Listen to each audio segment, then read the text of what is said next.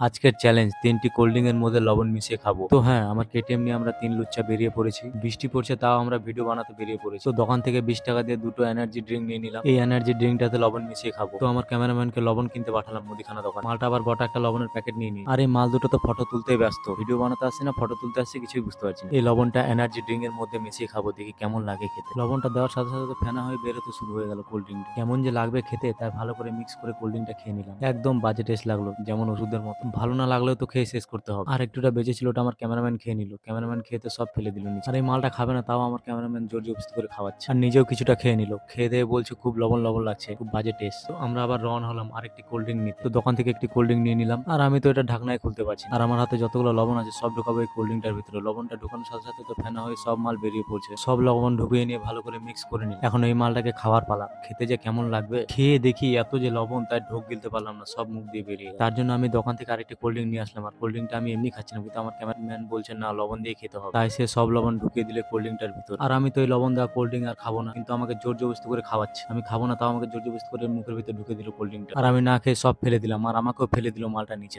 মালটাকে আজকে আর আমি ছাড়বো না।